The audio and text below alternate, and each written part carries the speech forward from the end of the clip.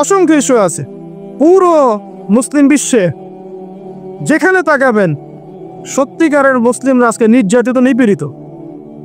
অর্থনৈতিকভাবে হোক, সামাজিকভাবে হোক, আপনার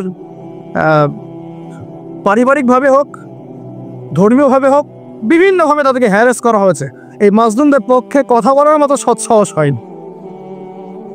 কোন ইস্যুগুলো নিয়ে কথা বলতে পছন্দ হয়? ছোটোখাটো যেগুলো নিয়ে কথা বললে খুব মজা পাওয়া যায়, দু চার লাইন কমেন্ট করা যায়, কাউকে অপদস্থ করা যায়, আর ইজ্জত ধুয়ে দেওয়া যায়। বাস্তবতা কি জানেন? বাস্তবতা হচ্ছে আল্লাহ রাব্বুল আলামিন যখন কাউকে কবুল করে নেন, সারা দুনিয়া মিলেও তার কোনো ক্ষতি করতে পারে না। আর একটা বড় কথা বলি, মানুষের একটা কথা আছে যে স্পিরিচুয়াল প্রেজেন্স, মানে আধ্যাত্মিক উপস্থিতি বলে একটা কথা আছে। মানুষের ব্যক্তিগত প্রেজেন্সের চাইতে স্পিরিচুয়াল প্রেজেন্সটা অনেক বেশি ইম্পর্টেন্ট। কীভাবে বুঝাচ্ছি? বেঁচে নাই, বেঁচে আছেন, কিন্তু তার আদর্শ কিন্তু এখনও জীবিত আছে। নবী মুহাম্মদ সাল্লাল্লাহু আলাইহি ওয়াসাল্লাম বেঁচে আছেন, অবশ্যই তারা কবরে জীবিত, অবশ্যই সেটা অন্য ইস্যু। আমি পৃথিবীর কথা বলছি। নবী সাল্লাল্লাহু আলাইহি ওয়াসাল্লাম কি আমাদের মধ্যে আছেন? না আমাদের মধ্যে কি বেঁচে আছেন? তার আদর্শ কিন্তু মরে যায় নাই। এমনকি আমরা যারা এখন অনেক বড় বড় নেতার আদর্শে আমাদের জীবন করি না, তারা কিন্তু কেউ বেঁচে নাই, বেঁচে আছে। তাদের আদর্শ কিন্তু মানুষ এখনো ফলো করছে। তো এটাকে বলে স্পিরিচুয়াল প্রেজেন্স, আধ্যাত্মিক উপস্থিতি। আল্লাহ পাক যাকে কবুল করবেন, যে হকপন্থী হবে ইনশাআল্লাহ তাআলা, সে যদি ফিজিক্যালি প্রেজেন্ট নাও থাকে, তার আধ্যাত্মিক উপস্থিতি জনগণকে পথ দেখাবে। কথা বুঝতে পারছেন? তো বিগের ইস্যুগুলো নিয়ে কথা বলার সৎসাহস হচ্ছে না। এখানে বলছিলাম যে তোমরা এই জাবাল রোমা থেকে নামবে না যদি আমাদের দেওরটাকে পাখি খেয়েও ফেলে। সাহাবীগণ প্রথমে দেখলেন আমরা প্রায় জিতে যাচ্ছি, তারা নেমে আসলেন, বললেন আল গানিমা, আল গানিমা। তখন একটা বিপর্যয় সৃষ্টি হলো। কি বিপর্যয়? খালিদ বিন ওয়ালিদ রাদিয়াল্লাহু আনহু 50 জন ঘোড়সাওয়ারকে নিয়ে পিছন থেকে এই সুযোগে আক্রমণ করলেন। পিছন থেকে আক্রমণ হলো, আর আবু সুফিয়ানের বাহিনী যারা পালিয়ে যাচ্ছিল এরা আবার ইউটার্ন করল। এই দুই চাপে পিষ্ট হয়ে উহুদের মাঠে সাহাবায়ে কেরাম রাদিয়াল্লাহু আনহুদের মধ্যে প্রায় 70 জন বড় বড় সাহাবী শহীদ হয়ে গেলেন। কতজন? প্রায় 70 জন বড় বড় সাহাবী। তাদের মধ্যে আনসার সাহাবীদের আত্মত্যাগ ছিল বৃহত্তপূর্ণ। এমনকি নবী সাল্লাল্লাহু আলাইহি ওয়াসাল্লামকেও সেদিন মার খেতে হয়েছে, দাঁত মোবারক শহীদ হয়ে গেছে, পায়ের মধ্যে আঘাত পেয়েছিলেন, এই ব্রুর মধ্যে কড়া ঢুকে গিয়েছিল। তার পাশে মাত্র 9 জন সাহাবী ছিলেন যখন তাকে আক্রমণ করা হচ্ছে। একে একে সাহাবীরা শহীদ হতে লাগলেন। তালহা রাদিয়াল্লাহু আনহুর কথা বলা যায়, তিনি নবীজিকে নিজে ঘাড়ে করে নিয়ে উহুদ পাহাড়ের উপর উঠে গিয়েছেন, এত শক্তি ছিল তার গায়ে। আমাদের যুব সমাজ কি শিক্ষা নেবে এখান থেকে? এভাবে মাদকের সাথে লাইফ লিড করলে তো হবে না। এভাবে তো জেনা করলে তো আপনি ফিজিক্যালি স্ট্রং থাকতে পারবেন না, মানসিকভাবে স্ট্রং থাকতে পারবেন না। পর্নোগ্রাফিতে আসক্ত হলে তো আপনার শরীরে এনার্জি থাকবে না। জুয়া খেললে তো ওই রকম সাহাবীদের মতো আদর্শমান হওয়া যাবে না। নামাজ না পড়লে তো আপনার ভিতরে আধ্যাত্মিক শক্তি আসবে না। তো আমাদের যুব সমাজকে এখান থেকে শিক্ষা নিতে হবে। আল্লাহ পাক তৌফিক রাখুক। এখন সাহাবী উঠিয়ে নিয়ে গেছেন, নবী সাল্লাল্লাহু আলাইহি ওয়াসাল্লাম, তোমরা যদি কেউ জীবন্ত কোনো শহীদকে দেখতে চাও তাহলে তালহাকে দেখো, তার শরীরে প্রায় 60 থেকে 70টা দাগ ছিল, তারপরে তিনি শহীদ হন নাই। শরীর আল্লাহ পাক তাকে হেফাজত করেছেন। তিনি বলছিলেন, আমি যখন যুদ্ধ করছিলাম, আর রাহিকুল মাকতুম বইটার মধ্যে আছে, আল্লাহ পাক তখন তাকে এত সাকিনা প্রশান্তি দিয়েছেন যে ঘুমে তার চোখ দিয়ে মানে শান্তির ঘুম চলে আসছে। তখন তিনি বলছেন, দুইবার আমার হাত থেকে তরোয়াল পড়ে গেছে ঘুমের চোটে। চিন্তা করতে পারেন, যুদ্ধ হচ্ছে, আল্লাহ পাক তাকে শান্তির ঘুম দিয়ে দিচ্ছে চোখের মধ্যে। দুইবার অস্ত্র মানে তরোয়াল পড়ে যাচ্ছে হাত থেকে ঘুমের চোটে, তিনি শেষমেশ শহীদ হন নাই। নবী সাল্লাল্লাহু আলাইহি ওয়াসাল্লামকে ঘাড়ে নিয়ে উঠেছেন উহুদ পাহাড়ের উপরে। নবীজি বলছেন, তোমরা কি জীবন্ত শহীদকে দেখতে চাও? তালহাকে দেখো, সে জান্নাত ক্রয় করে নিয়েছে। আবু বকর রাদিয়াল্লাহু আনহু বলতেন, উহুদের দিনটা হচ্ছে তালহার দিন। তালহা যে বিরক্ত দেখিয়েছে উহুদের দিনে, সে এই কাজ দিয়েই ইনশাআল্লাহ জান্নাত ক্রয় করে নিয়েছে। কথা বুঝতে পারছেন? প্রত্যেক সাহাবীর ইফোর্ট ছিল। তো এই সময়ে একটা গুজব ছড়িয়ে পড়েছিল যে রাসূল সাল্লাল্লাহু আলাইহি ওয়াসাল্লামকে হত্যা করা হয়েছে। এমন একটা গুজব ছড়িয়ে দেওয়া হয়েছে মাঠের মধ্যে। এখন অনেক সাহাবী তরোয়াল নিয়ে বসে পড়েছে যে নবী যদি বেঁচে না থাকেন তাহলে আমরা যুদ্ধ করে দিই, এরকম চিন্তা। তখন এই আনাস বিন নাদর রাদিয়াল্লাহু আনহু তিনি ঘোড়া নিয়ে ছুটছেন, পাশে দেখা হয়েছে সাদ বিন মুয়াজ রাদিয়াল্লাহু আনহুর সাথে। কার সাথে? সাদ বিন মুয়াজ, আনসার সাহাবী, বিখ্যাত সাহাবী, যার জানাজার নামাজে নবী সাল্লাল্লাহু আলাইহি ওয়াসাল্লাম বলেছেন যে 70,000 ফেরেশতা জানাজার নামাজে উপস্থিত ছিল। কোন সাহাবী? সাদ বিন মুয়াজ। মনে রাখবেন এগুলো। আমাদের যুবকদেরকে, আমাদের আইডলদেরকে তো চিনতে হবে, আমাদের অরিজিনাল সুপার হিরোদেরকে চিনতে হবে না? আমাদের সুপার হিরো কি নেইমার, মেসি নাকি? এসব অহেতুক কাজে সময় নষ্ট করবে, টোটালি ওয়েস্ট অফ টাইম। সময়ের অপচয়, জুয়া টুয়া খেললে অর্থের অপচয়, আপনার যৌবনের অপচয়, সবচেয়ে বড় কথা হচ্ছে হায়াতটা নষ্ট হয়ে গেল। হায়াত নষ্ট হয়ে গেল। হ্যাঁ খেলবেন, আমি তো খেলার কক্ষের মানুষ নাকি? খেলবেন যে খেলাতে আপনার ফিজিক্যাল উপকার আছে, ফরজ ওয়াজিব তরক হচ্ছে না। খেলতে গিয়েছেন, নামাজ মিস হলে খেলা চলবে না। ফিজিক্যাল স্ট্রাকচার ঠিক রাখার জন্য, স্ট্যামিনা বাড়ানোর জন্য, ফিজিক্যালি ফিট থাকার জন্য আপনি কায়িক খেলা কিছু খেলতে পারেন। এই খেলাগুলোর মধ্য দিয়ে আপনার ফরজ ওয়াজিবটা তরক করা যাবে না। এইগুলো খেলা দেখতে বসলে আমাদের কোনো উপকার আছে? ফিজিক্যাল খেলছে ওরা আর আমরা গোল গোল করে চিল্লাচ্ছি, কোনো উপকার আছে? জাস্ট একটা চোখের ক্ষুধা, কিছু না। অথচ আপনি যদি সকালবেলা উঠে 10 রাউন্ড দিতেন পদ্মার পরে, উপকার ছিল। আধা ঘন্টা আপনারা যদি ফুটবল খেলতেন টাকনুর নিচে কাপড় নামিয়ে ফজর নামাজের পর, উপকার ছিল না? তো মূল কাজটা করেন, আল্লাহ পাক তৌফিক দান করুন। তো যেটা বলছিলাম যে সাহাবী সাদ বিন মুয়াজ রাদিয়াল্লাহু আনহু পাশে, এখন আনাস বিন নদর রাদিয়াল্লাহু আনহু বলছেন, আনাস বিন নদর রাদিয়াল্লাহু আনহু ঘোড়া নিয়ে ছুটছেন। কি ব্যাপার, তোমরা বসে আছো কেন? সাহাবীরা বলছেন, রাসূল সাল্লাল্লাহু আলাইহি ওয়াসাল্লাম যদি বেঁচে না থাকেন আমরা যুদ্ধ করে কি করব? আনাস বিন নদর রাদিয়াল্লাহু আনহু বলছেন যে যদি মুহাম্মদ সাল্লাল্লাহু আলাইহি ওয়াসাল্লাম সত্যি শাহাদাত বরণ করে থাকেন, তাহলে আমরা এখানে বসে থেকে কি করব? চলো আমরাও যুদ্ধ করে শহীদ হয়ে যাই। এবার তিনি ঘোড়া নিয়ে ছুটলেন। সাদ বিন মুয়াজ বলছে, আপনি কোথায় ছুটছেন? আপনি অদম্য গতিতে কোথায় ছুটছেন? তখন আনাস বিন নদর রাদিয়াল্লাহু আনহু তিনি বলছেন, আল্লাহর কসম করে বলছি আমি উহুদের ওই প্রান্তর থেকে জান্নাতের ঘ্রাণ পাচ্ছি। টাটকা দলিল থেকে নেন। নবী পেলেন, সাহাবীও পেলেন না? এর পরের কোনো মানুষ কি পেয়েছেন? দেখি, ইমাম বুখারীর নাম শুনেছেন তো? সহিহ বুখারী কার কার বাসায় আছে? মাশাআল্লাহ।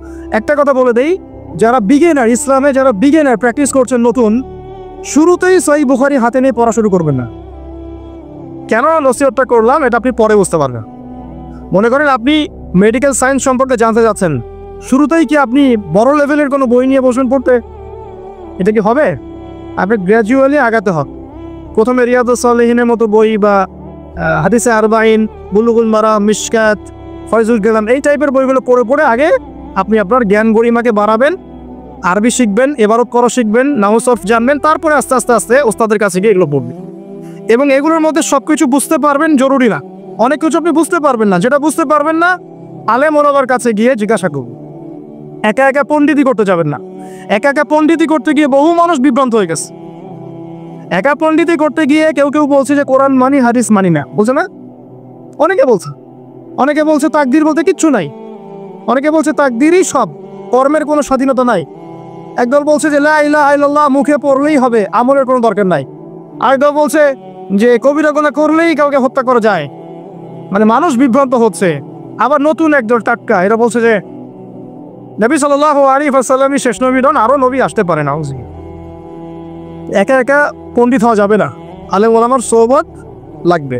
আলেম থেকে বিচ্ছিন্ন হবেন না। আমি যদি আপনাকে বলি যে আপনি কোরআন হাদিস জানতে চান, মনে করেন একটা এক্সাম্পল দিয়ে ওইদিকে যাচ্ছি, এদিকে মনোযোগ দেন। মনে করেন আমার এক ভাই নামাজ পড়তে এসেছে, আজকে ফজরের নামাজ ধরেন, তো রাতে সারা রাত ঘুম হয় নাই, সেজদা দিয়েছে, যখন সেজদায় ঘুমিয়ে গেছে বেচারা। এখন বেচারা ঘুম থেকে উঠে বলছে আমার নামাজ হলো কিনা, এক সেজদা তো ঘুম দিয়ে কাটালাম। এখন মনে করেন যে আমার কাছে এসে বললো যে ভাই আমার নামাজটা কি হয়েছে কি হয় নাই, মাসালা কি হবে? আমি তাকে বললাম এই নেন কোরআন, এই নেন বুখারী, এই নেন মুসলিম, এই যে তিরমিজি, এই যে নাসাই, এই যে ইবনে মাজাহ, এই যে আবু দাউদ, সব হাদিসের বই দিয়ে দিলাম। দিয়ে বললাম বাসায় যান পড়েন, পড়ে মাসালা দেখে নেন। বলেন তো এটা কি হবে? এটা ওই ব্যক্তির পক্ষে সম্ভব? আর আমাদের সমাজে এরকম ব্যক্তির সংখ্যা লক্ষ লক্ষ কোটি কোটি না, যারা মাসআলা জানে না।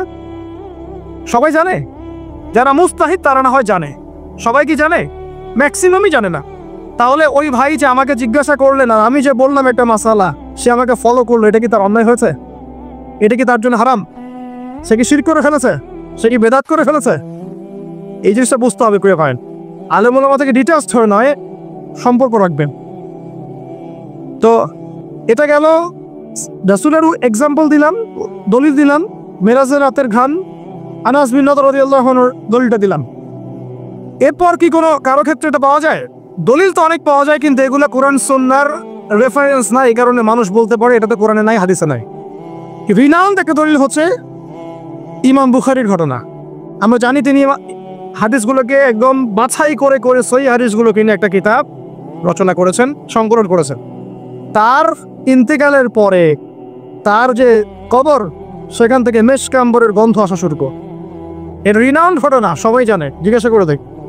বড় বড় সালাফি আলেমরা তাদের অনেকের গ্রন্থের মধ্যে এনেছেন।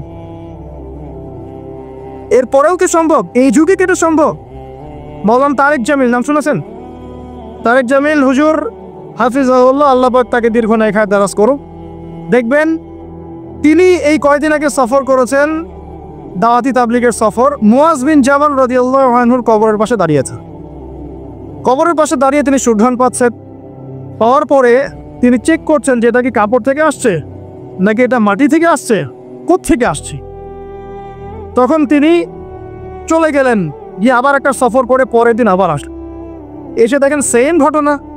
তিনি বলছেন যে এটা কোত্থেকে আসছে। খাদেম তিনি বলছেন যে 2 দিন আপনি এসেছেন, এটা তো আমরা যতদিন থেকে এখানে আছি প্রত্যেক দিন আমরা পাচ্ছি আলহামদুলিল্লাহ। তো এখন এগুলো ঘটনার তো আপনি মারেফতের ঘটনা, আল্লাহ পাকের কারামাত, এগুলোর তো আপনি অথেন্টিক প্রোটেস্ট্যান্ট ব্যাখ্যা দিতে পারবেন না। পারবেন? ব্যাখ্যা দিতে পারবেন না। বিষয়টা হচ্ছে যে মানুষ জান্নাতি, হামজা রাদিয়াল্লাহু আনহু কি জান্নাতি না জাহান্নামী? হামজা রাদিয়াল্লাহু আনহু কি জান্নাতি না জাহান্নামী? হামজা রাদিয়াল্লাহু আনহু একজন সাইয়্যিদুশ শুহাদা, শহীদদের সর্দার। উহুদের মাঠের শহীদ যারা আছেন তারা কি জান্নাতি না জাহান্নামী? হাদিসে এসেছে যখন কেউ আল্লাহর রাস্তায় যুদ্ধ করে শহীদ হয়, তার আত্মাটাকে আল্লাহ পাক জান্নাতের সবুজ পাখির মধ্যে রেখে দেন এবং সেখানে সে জান্নাতে ঘুরে বেড়ায়, যা ইচ্ছা ফল খেয়ে বেড়ায়। এখন নিঃসন্দেহে উহুদের সাহাবীরা সব জান্নাতি। এখন জান্নাতি কোনো মানুষের কবর থেকে যদি ঘ্রাণ আসে, সেই ঘ্রাণটাকে জাহান্নাম থেকে আসবে নাকি বোকা? কথা বলেন।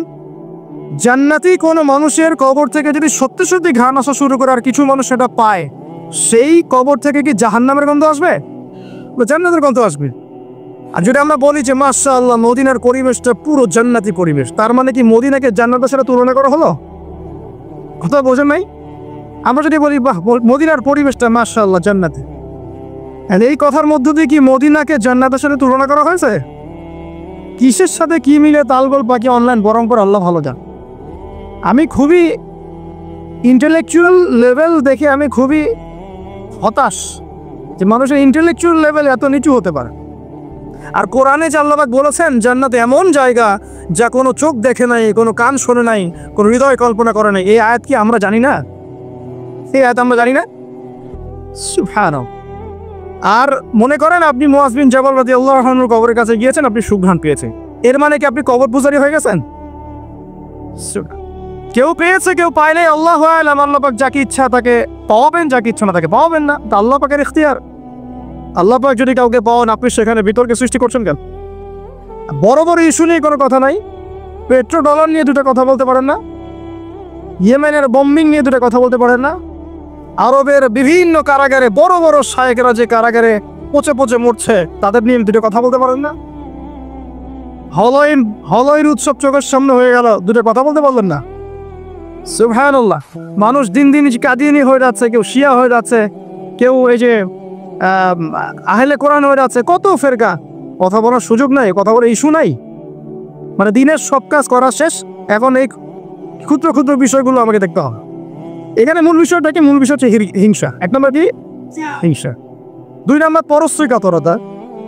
3 নম্বর অহংকার। এবং 4 নম্বর কিছু উপকার হলে, যুবকদের একটা ফ্লো সৃষ্টি হলে এটাকে থামিয়ে দেওয়ার চেষ্টা কর।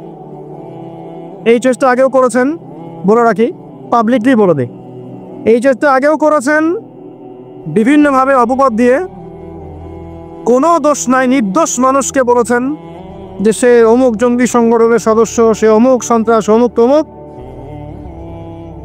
অমুক আদনানি গোষ্ঠী হাবিজাবি। আপনি মিথ্যাবাদী এবং আপনি একজন কায্যাব। কারণ আমরা জানি যে আমরা কি, এবং যে বিষয়ে অপবাদ দিয়েছেন তার সাথে আমাদের যারা পরিমাণ কোনো সম্পর্ক নাই। তারপরেও সম্পূর্ণ নিরর্থক অনুমান ভিত্তিক মিথ্যা একটা অপবাদ দিয়ে আপনি শুধু আমাকে না, আমার পুরো পরিবারকে হ্যারাস করেছেন। এবং এই হ্যারাসমেন্টের শাস্তি আপনি দুনিয়াতে না পেলেও পরকালে আপনার এই হিসেব না দিয়ে কেমনে পার হন আমিও দেখে নেব। দুনিয়াতে কিচ্ছু হবে না হয়তোবা, আর আমরা আক্রমণাত্মক নই যে আমি আপনাকে আক্রমণ করতে যাব। বিচারের ভার আল্লাহর হাতে ছেড়ে দিয়েছি। দুনিয়াতে আপনার বিচার হোক না হোক, ইনশাল্লাহ পরকালে অপবাদের শাস্তি পেয়েই আপনি যাবেন ইনশাল্লাহ জান্নাত। আমরা দোয়া করি আপনি জান্নাতে যান, কিন্তু অপবাদের শাস্তি ভোগ করে যেতে হবে। একজন মিথ্যাবাদী মানুষের সাক্ষ্য গ্রহণযোগ্য নয়। আমার স্পষ্ট কথা, যে ব্যক্তি মিথ্যাবাদী, যে ব্যক্তি মানুষকে মিথ্যা অপবাদ দেয়, যে ব্যক্তি মানুষকে ইসলামিক ফ্লো থেকে বাধা প্রদান করে, ইসলামিক খেদমত থেকে মানুষকে বিচ্ছিন্ন করে, যে ব্যক্তি ভিতরে ঢুকে ইসলামের শত্রুতা করবে, সেই ব্যক্তিদের কাছে এলেম নেওয়া জায়েজ নাই। এবার আমার ফতোয়া শুনে রাখে, যে ব্যক্তি মিথ্যাবাদী, যে ব্যক্তি মানুষকে অপবাদ দিবে, যে ব্যক্তি মানুষের জান মাল ইজ্জত আবরুর ক্ষতি করবে মিথ্যা অপবাদ দিয়ে, এই ব্যক্তির কাছে জ্ঞান নেওয়া জায়েজ না। আল্লাহ সেই সব মানুষের কাছে গিয়ে জ্ঞান আহরণ করেন যেই মানুষেরা অনলাইনে আসে না, ফেসবুকে আসে না, ইউটিউবে আসেন, এরকম ছবিই নাই, সারাদিন রাত মাদ্রাসায় পড়াচ্ছেন, আলহামদুলিল্লাহ আলেম তৈরি করছেন। এইসব আল্লাহ মারেফত বলা মানুষের কাছে গিয়ে দিন শেখেন, ইনশাল্লাহ অনেক শিখতে পারবেন। যা অনলাইন দিন শেখার একমাত্র প্ল্যাটফর্ম নয়, এই ফেসবুক ইউটিউব দিন শেখার একমাত্র প্ল্যাটফর্ম নয়। সিলেবাস তৈরি করতে হবে, আল্লাহ নূরওয়ালা মারেফতওয়ালা মানুষের কাছে যান, পড়ে থাকেন, তাদেরকে দেখে অনেক কিছু শিখতে পারবেন ইনশাআল্লাহ। মিথ্যাবাদীদের কাছ থেকে জ্ঞান শেখার দরকার। আর একটা কথা শুধু বলে সামনে যাই, এগুলো করে কোনো লাভ হবে না ইনশাআল্লাহ। কারণ আল্লাহ রাব্বুল আলামিন যদি কাউকে কবুল ও মঞ্জুর করে থাকেন, আপনার এই ঠুনকো মিথ্যের এই বাতাসে আল্লাহ রাব্বুল আলামিনের পথযাত্রীদের নোঙর নৌকা এবং জাহাজ কখনো থেমে যাবে না ইনশাআল্লাহ। আর একজনের ইন্তেকাল হয়ে গেলে বা একজন হ্যারাসের শিকার হলে আরো হাজার হাজার মানুষ তৈরি হবে ইনশাআল্লাহ। আল্লাহ তাআলা আমাদেরকে সত্য মিথ্যা চেনার তৌফিক দান করুন, এবং সবচেয়ে বড় দোয়া করি যে ইসলামের ভিতরে যে শত্রুরা লুকিয়ে আছে এদের থেকে আল্লাহ পাক আমাদেরকে বাঁচা, এবং এদের বিরুদ্ধে আমাদেরকে সচেতন হওয়ার তৌফিক দান। প্রিয় ভাইয়েরা, আমি যে কথাটা বলছি এখান থেকে আমি আলোচনার শেষের দিকে যাবো, খুব মনোযোগ দিবেন। এই অংশটুকু, এখান থেকে শেষের অংশটুকু আল্লাহ রাব্বুল আলামিন তার নবীর মাধ্যমে আমাদেরকে জানাচ্ছেন। কি জানাচ্ছেন? সূরা কাহফ আপনি তেলাওয়াত করবেন, ইনশাআল্লাহ আপনি দাজ্জালের ফিতনা থেকে বেঁচে থাকবেন। সারা বিশ্বে ম্যাসাকার করে দিবে সে, হাতে জান্নাত জাহান্নাম নিয়ে ঘুরবে, মানে উন্নতি এবং ধ্বংস। আর কি 40 দিন শেষে পুরো বিশ্বটাকে শাসন করবে। কতদিন? 40 দিন। কোত্থেকে আসবে? উত্তর 3টা। কয়টা? 3টা বর্ণনা পেয়েছি আমি, এর চেয়ে বেশি থাকতে পারে, আমার হয়তো জানা নাই। আমি 3টা পেয়েছি। 1, খোরাসান থেকে সে বের হবে, 1 নাম্বার। 2 নাম্বার, ইস্পাহান একটা জায়গা আছে ইরানের, সেখান থেকে বের হতে পারে, 2টা। 3 নাম্বার হচ্ছে শাম, ইরাক এবং শাম বলা হয় প্যালেস্টাইন সহ পুরো ওই যে জর্ডান, লিবিয়া, লেবানন, সিরিয়া পুরো জায়গাটাকে শাম বলা হয়। কি বলা হয়? শাম। ইরাক এবং শামের মাঝখানের কোনো এক রাস্তা থেকে সে বের হয়। 3টা বর্ণনা আমার জানামুখ। এখন একটা কথা বলে দেয় যে ইরাক এবং শামের মাঝখানেই কিন্তু সেই রাষ্ট্রটা আছে যে রাষ্ট্রটা প্যালেস্টাইনিদেরকে বের করে দিয়েছে। বুঝতে পারছেন কথা? সমাজদারকে লিয়ে কি কাফি ইশারা। আচ্ছা, এখন সে কি করবে? সে পুরো বিশ্বটাকে শাসন করবে, এবং যে তাকে আল্লাহ বলে স্বীকার করবে সে ওকে ছাড় দিবে, যে স্বীকার করবে না তাকে ধ্বংস করে দিবে। এমনকি একটা কওমের পাশ দিয়ে সে যাবে, বলবে তোমরা কি মানো যে আমি আল্লাহ? কওম বলবে না, মানি না, তখন ওদেরকে ধ্বংস করে ছেড়ে দেবে। একটা কওমের পাশে যাবে, বলবে তোমরা কি মানো যে আমি আল্লাহ? তারা বলে হ্যাঁ মানি, তুমি আল্লাহ, নাউজুবিল্লাহ। তখন ওই কওমকে সে কি দিবে? গুপ্তধন দিবে। গুপ্তধন মানে সে যখন হারবে তার পিছনে গুপ্তধনগুলো ঘুরে বেড়া। মানে এমন ফিতনা যেটা আপনি কল্পনা করতে পারবেন। মানে মুমিন ব্যক্তিও যদি তার সাক্ষাৎ পায় মুমিন ব্যক্তি যদি তার সাক্ষাৎ পায় সেও বিভ্রান্ত হয়ে যেতে পারে। তবে এমনও মুমিন থাকবে যে বিভ্রান্ত হবে না। যেমন এক যুবকের কথা এসেছে, এই যুবকের তুমি ভালো করে শোনো। এক যুবকের কথা এসেছে যে যুবক দাজ্জালের সাক্ষাৎ পাবে, দাজ্জাল তাকে হত্যা করবে। দ্বিখণ্ড, একদম দুই কোপ। বলবে যে তুমি কি বিশ্বাস করো আমি আল্লাহ? সে বলবে না, বিশ্বাস করি না। এক দুই কোপ, দ্বিখণ্ডিত। এক দেহের একটা অংশ একদিকে আর একটা অংশ আরেকদিকে। তারপরে দেহের এই দুই অংশকে সে আবার জিন্দা করবে, জীবিত করবে, করে আবার তাকে বলবে এবার কি বিশ্বাস হলো যে আমি আল্লাহ? তোমাকে মৃত্যুর পর আবার জীবন দিলাম, তোমার কি বিশ্বাস হলো যে আমি আল্লাহ? এই যুবক তখন বলবে এবার আমার পূর্ণ বিশ্বাস হয়েছে তুই দাজ্জাল। আল্লাহু আকবার। কারণ আমি রাসূলের হাদিস জানতাম দাজ্জাল এক যুবককে হত্যা করে দ্বিখণ্ডিত করে আবার জীবিত করে বলবে বিশ্বাস করবি কি না আমি আল্লাহ। কিন্তু আমি জানতাম না যে আমি সেই যুবক। কথা বুঝতে পারছেন? তো এই যুবক ইনশাআল্লাহ তাআলা উঁচু স্তরের শহীদ হবে ইনশাআল্লাহ। তো যুবকদের জন্য আদর্শ আছে। দেখুন, দাজ্জালকে যারা ফলো করবে সে প্রোগ্রেস, ফলো করবে না ধ্বংস। সে বিশ্ব শাসন করবে। প্রশ্ন এখন একটা, সে কি একা একা বিশ্ব শাসন করবে? মানে একা কি করা যায়? কে তার অনুসারী হবে? কারা হবে অনুসারী? নবী সাল্লাল্লাহু আলাইহি ওয়াসাল্লাম স্পষ্ট বলছেন, জিউসরা। কারা? ইস্পাহানের 70,000 জিউস ওর অনুসরণ করবে। কত হাজার? এবং তার লাস্ট ফলোয়ার সম্পর্কে বলা আছে এক শ্রেণীর মহিলা যাদেরকে ঘরে রাখা যাবে না। তো সেই আদর্শ এখন ছড়িয়ে পড়েছে না? ফ্যামিলিস্ট রেভলিউশন ছড়িয়ে পড়েছে না? আপনি কি আপনার বোনকে ঘরে রাখতে পারছেন? আপনার স্ত্রী কি ঘরে থাকতে চায়? কেউ চায় না। এখন সবাই বাঁধন ছিন্ন করে বেরিয়ে যেতে চায়। আচ্ছা, আমি আসছি ওদের জায়গায়। শেষ করার আগে অবশ্যই তাদের জায়গায় আসবো ইনশাআল্লাহ। আসুন, কে ফলো করবে? জিউসরা। এখন জিউসদের মধ্যে কি সবাই? উত্তর না, সবাই না। কারণ এমন অনেক ভালো জিউস আছেন যারা এখনো প্যালেস্টাইনিদের পক্ষেই কথা বলেন, এমনও আছে। তাহলে কারা? যারা জালেম। যারা কি? জালেমরা। এখন একটু লক্ষ্য করেন ওয়ার্ল্ডের দিকে তাকিয়ে, যে একটা বিশ্বকে শাসন করতে হলে আপনার বিশ্বের সব বড় বড় ডিপার্টমেন্টগুলোকে শাসন করতে হয় না? শ্রীলঙ্কা নাম শুনেছেন তো? শ্রীলঙ্কা কি বিশ্বের অর্থনীতিকে শাসন করতে পারবে? মালদ্বীপ পারবে? পাকিস্তান, নামটা যদিও পাকিস্তান, কিন্তু ওখানে অনেক নাপাকি আছে। কথা বুঝতে পারছেন? অনেক নাপাকি আছে। আল্লাহ পাক পবিত্র করুন নাপাকি থেকে, দোয়া করি। উত্তর কোরিয়া, সে কি পারবে? আপনাকে যদি ইকোনমিক্যালি সারা ওয়ার্ল্ডকে রুল করতে হয়, তাহলে সারা বিশ্বের অর্থনীতি আপনার লক্ষ্য দর্পণে থাকতে হবে। সেটা কি মুসলিমদের আছে? কাদের হাতে এগুলো এখন? বুঝে না। তাহলে ওয়ার্ল্ডকে রুল করতে হবে, ইকোনমি ডমিনেন্ট করতে হবে। আপনি এটা ক্ষমতা আমাদের কাছে নাই, ওদের কাছে আছে। মিডিয়া নিয়ন্ত্রণ করতে হবে না? ওয়ার্ল্ডকে রুল করতে হলে মিডিয়া লাগবে কিনা? তাদের হাতে। ফাইন্যান্স রুল করতে হবে কিনা? লাগবে, এটা ওদের হাতে। পলিটিক্যাল অ্যাফেয়ার্স রুল করতে হবে কিনা? হবে। মিলিটারি সেকশন রুল করতে হবে কিনা? হবে। অস্ত্রশস্ত্র, এগুলো তাদের সবচেয়ে সেরা অস্ত্রগুলো লাগবে কিনা? মনে করেন আমার কাছে আছে পারমাণবিক অস্ত্র, আপনার কাছে আছে ওই যে রাইফেল, আমি কি আপনাকে ভয় করব? হ্যাঁ, আপনার কাছে যদি পারমাণবিক অস্ত্র থাকে, আমার কাছে না থাকে, আমি ভয় করতে পারি, তাই না? এখন এই মেজর ডিপার্টমেন্টগুলো কি তারা রুল করছে কি করছে না? করছে না? আচ্ছা, যারা মাসিহুদ দাজ্জালকে ফলো করবে তারা ওয়ার্ল্ডে আজকে এত শক্তিশালী হয়ে গেছে। তারা কি এত শক্তিশালী ছিল কখনো? উত্তর না। কখন হয়েছে? বিগত 100 বছরে। কত বছরে? প্রায় বিগত 100 বছর।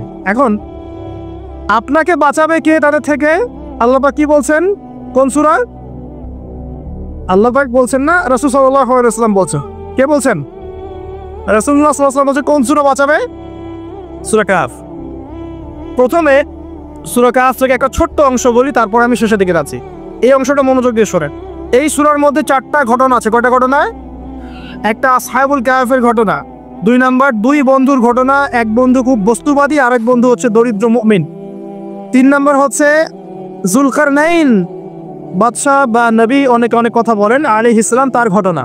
4 নাম্বার হচ্ছে মুসা এবং খিদর আলাইহিস সালাম, তাদের ঘটনা। এছাড়াও এই সূরার মধ্যে ইয়াজুজ আর মাজুজের কথাও আছে। একটা ঘটনা আপনাকে দেখতে হবে আগে।